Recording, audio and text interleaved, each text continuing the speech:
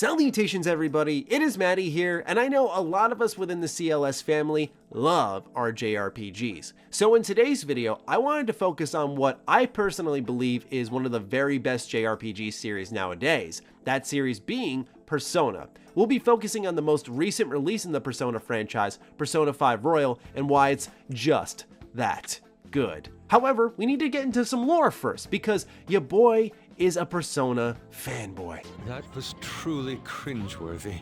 Persona 4 Golden is easily in my top 3 games of all time, and I would not be remotely shocked if Persona 5 Royal ended up in my top 10 games of all time. I love this franchise with all of my heart, and you should be aware of some of that bias. Now let's get into Persona 5 Royal. Persona 5 Royal is not a thoughtless re-release like so many had labeled it before its launch. Atlus thoroughly combed through one of the very best JRPGs in 2017, addressing almost any problem, big or small, with the game that existed, while adding worthwhile content on top of it that makes the OG Persona 5 look inferior. It's a game so well done through its social commentary, themes, evolving characters, charm, vast gameplay elements, and so on, that it's tough to envision where things can actually improve in the future of this franchise. It's legitimately that good.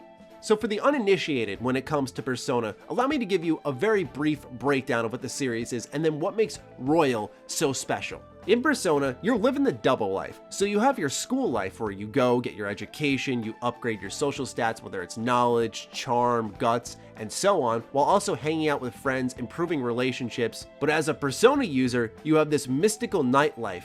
And in Persona 5, you're going to be invading palaces, which are people's distorted cognitions, and changing their hearts, aka their views of the world, their distorted desires, and having these corrupt people turn themselves in. You're flipping the Japanese society on its head. It's a fascinating premise, and then you also look at the Phantom Thieves, the group that you play as, and you can make arguments for either side on whether these people are good or bad. But it's the way that Persona manages to effortlessly weave together that normal school life with this mystical life you're living on the side. Why would hanging out with your friends in this school life, for example, benefit you as someone who's going and fighting various shadows in palaces? It is one of the most defining features of the Persona franchise nowadays. As you spend time with these people, your relationship with them deepens. You get these interesting character-focused stories, and on top of that, in Persona 5, you receive special perks for spending time with these people. So if you were to hang out with a shogi player, you'd actually be able to learn how to swap out party members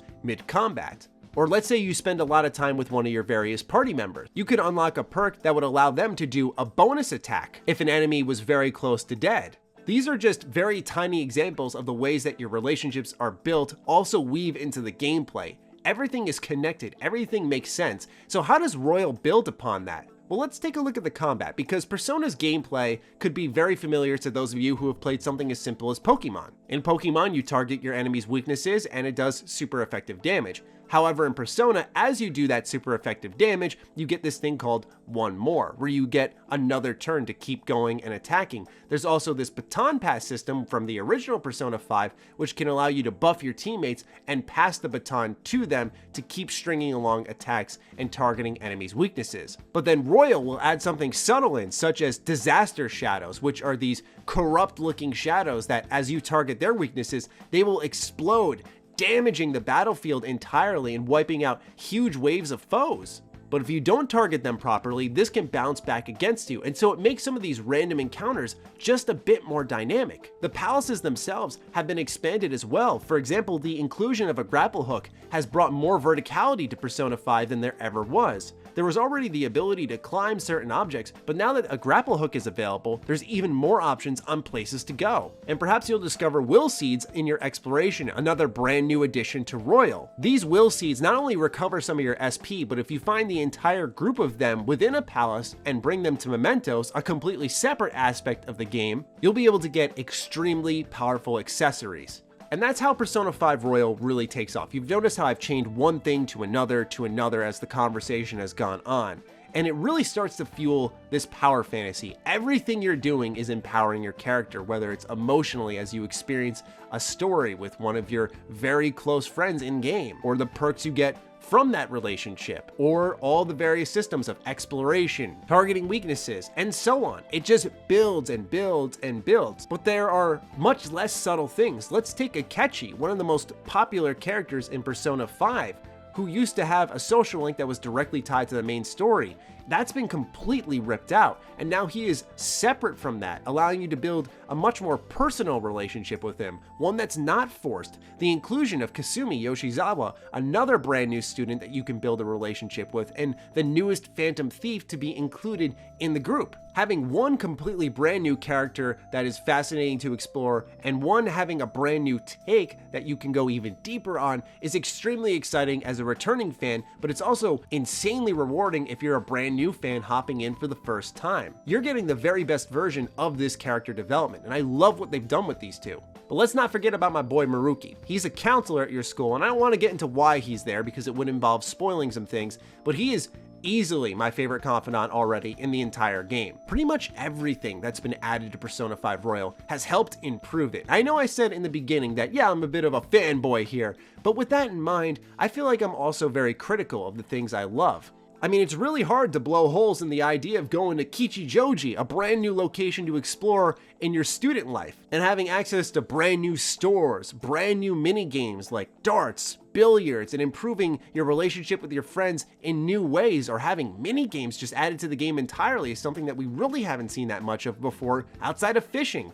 If I were to really pick out one flaw I think there is in Persona 5 Royal, it's that it takes a while to see some of these major changes I'm highlighting. When I was 20 hours into the game and just entering the second palace, I didn't feel as in love with the game as I do now as I crawl into my 60th hour. Things like the new social links and their time it takes to develop, the new third semester, these things are tucked into the back of the game, and there's reasons for that. And it doesn't mean that you don't see new things early on, but if you're a returning fan, I think it does take a little bit of time to warm up. But still, those first 20 hours are incredibly well spent, considering that Persona 5 tells a very deep, dark story, especially the first 10 hours focusing on Kamoshida. My goodness, man, I don't think it gets more dark than that. One of the things that I've always found most fascinating about the Persona series since Persona 3, and it's best represented in 5, is that it still manages to hold on to its niche nature, being a JRPG, having some of the staples that we've been familiar with in this genre of gaming for so many years, while also embracing some Western ideas. Most notably is the power of choice. In Persona 5 Royal, there is so much choice and consequence, even in the moment-to-moment gameplay where you're making choices on how you want to spend your day, whether it's improving your social stats or hanging out with someone, to much more significant choices that can alter your ending and certain outcomes throughout the entire main story. It's not unheard of in JRPGs, some of the very best have done this in the past, but Persona 5 Royal has a very large spotlight on this choice, and it's constantly empowering the player to do what they want. And there are many things you can easily miss in that first playthrough. For those of you who aren't familiar with myself, I'm an RPG freak. I love anything that allows choice and consequence, but having this blending of both worlds, at least for me, is one of the best things to ever happen in my dang life. That was truly cringeworthy.